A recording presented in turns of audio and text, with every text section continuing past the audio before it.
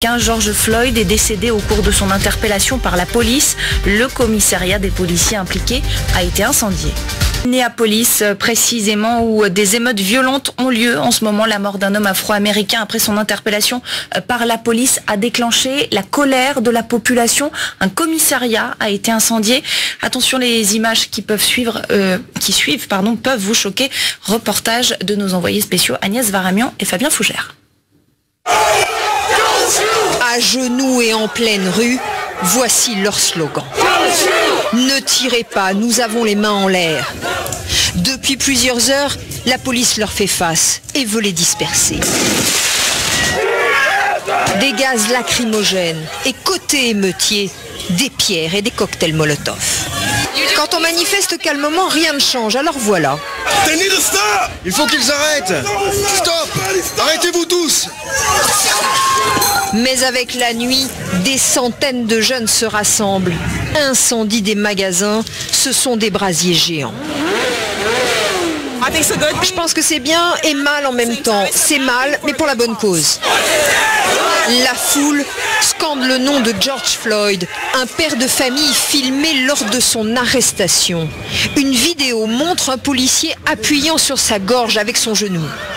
Je peux pas respirer. George Floyd succombera. Les émeutiers veulent que les policiers soient inculpés alors qu'ils n'ont été que suspendus.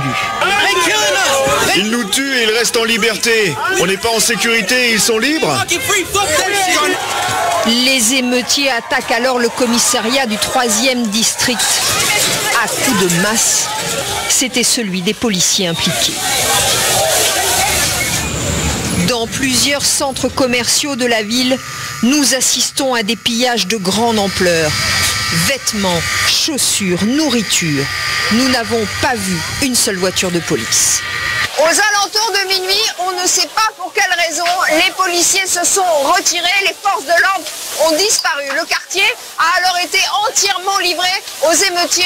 Et regardez, les saccages, les pillages, les incendies ont duré une très grande partie de la nuit.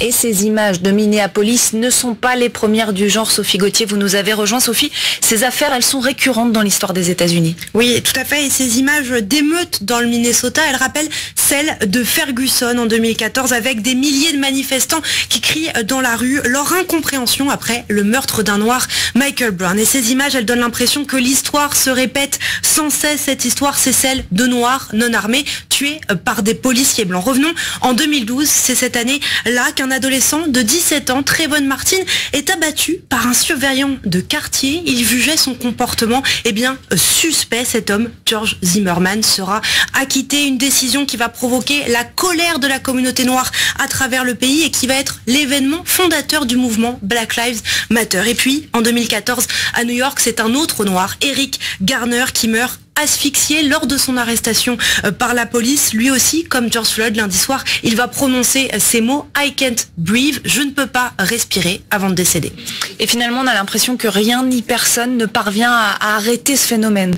Oui, et les chiffres le montrent. Depuis 2017, plus de 600 Afro-Américains ont été tués par balle par des policiers. Et entre 2015 et 2019, un Afro-Américain non armé avait 4 fois plus de chances d'être tué par la police qu'un blanc non armé. Et ce qui provoque l'indignation, c'est que souvent les policiers n'ont pas à répondre de leurs actes. Et ce, quel que soit le président à la tête du pays. C'était le cas sous Barack Obama, comme aujourd'hui sous Donald Trump. Les violences raciales se perpétuent plus d'un demi-siècle après la fin de la ségrégation. Ce qui fait s'interroger le magazine Time, dont on va regarder la une. Qu'est-ce qui a changé depuis 1968? Cette année-là, Lucie, plus de 125 villes s'étaient embrasées après l'assassinat de Martin Luther King à Memphis. Merci beaucoup Sophie. On va maintenant prendre la garde nationale a été déployée face aux affrontements. Donald Trump qui a finalement mis sa menace à exécution. Dans un tweet, il affirmait que si les pillages démarraient, les tirs pouvaient commencer. Un tweet qui a été masqué par le réseau social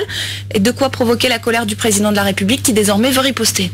Exactement, Donald Trump n'a pas supporté que ce tweet soit masqué par Twitter. Il a expliqué, on le rappelle en effet, que l'armée pouvait tirer en cas de pillage après cette troisième nuit d'émeute à Minneapolis suite à la mort d'un Afro-Américain.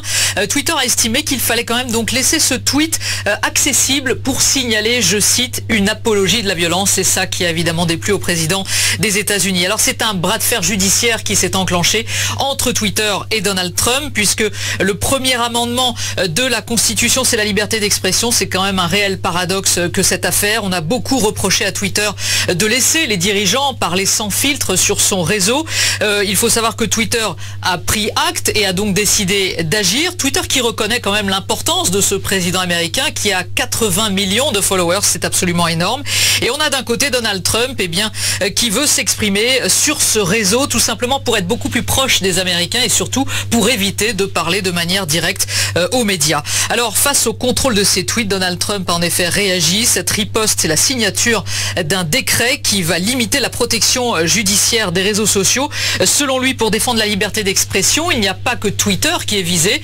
Il y a aussi Google, Facebook, c'est tout un symbole. Ce sont ces très grandes entreprises de la Silicon Valley en Californie. Un État très important pour la présidentielle de novembre. Cet État compte 55 grands électeurs. C'est une manière pour Donald Trump de parler à son électorat et de se présenter comme une victime, puisque ses propos sont censurés. Merci beaucoup Florence Tomaso.